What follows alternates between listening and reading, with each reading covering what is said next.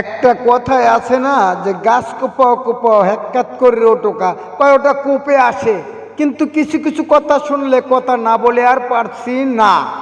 আপনারা সালাউদ্দিন সাহেবের কথাগুলো একটু শোনেন, স্বরাষ্ট্রমন্ত্রী সাহেব দ্বিতীয় ওবায়দুল কাদেরের কথাগুলো শুনেন, তারপরে আমি কিছু কথা বলবো, আপনারা শুনবেন মনোযোগ দিয়ে। সেনার বক্তব্যে কোনো অস্থিতিশীলতা যদি সৃষ্টি হয় সেক্ষেত্রে আপনাদের পদক্ষেপ কি হবে বা তার বক্তব্য দেয়াকে আপনারা কিভাবে দেখছেন? কিসের হাসিনা কোথায় বক্তব্য দিয়েছে? চেহারা দেখা গেছে?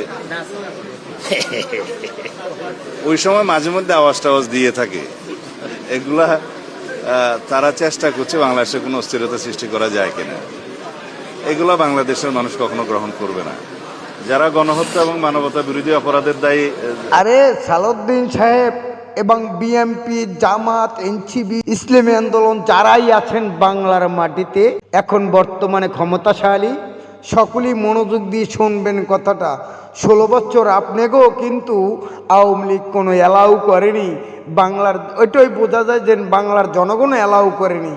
সে সময় কিন্তু আপনাদেরকে জনগণ এলাও করেছে, কিন্তু আপনারা কাছে ভিড়তে পারেন নাই, বাংলাদেশে কোনো কার্যকলাপ করতে পারেন না। সেভাবেই এখন বর্তমানে কিন্তু বাংলার এই 80% 70% মানুষ আওয়ামী লীগকে অ্যালাউ করে, কিন্তু আপনাদেরকে করে না।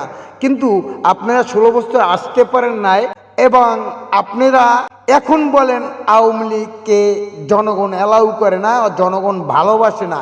এটা ভুল ধারণা।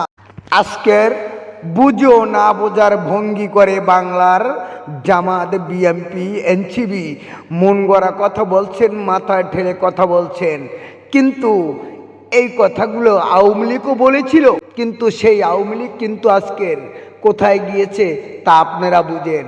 একটা কথা মনে রাখবেন, সাপ মারতে লাঠি লাগে, লোহা কাটতে লোহা লাগে, মাছ ধরতে কৌশল লাগে, রাজনীতিতে কিন্তু কৌশল লাগে। আর সে কৌশল আপনাদের চাইতে আওয়ামী লীগ কিন্তু কম জানে না। আওয়ামী লীগও একবার আপনাদের মতন আসবে, সেদিন কিন্তু আপনাদের পালাবার আর জায়গা থাকবে না।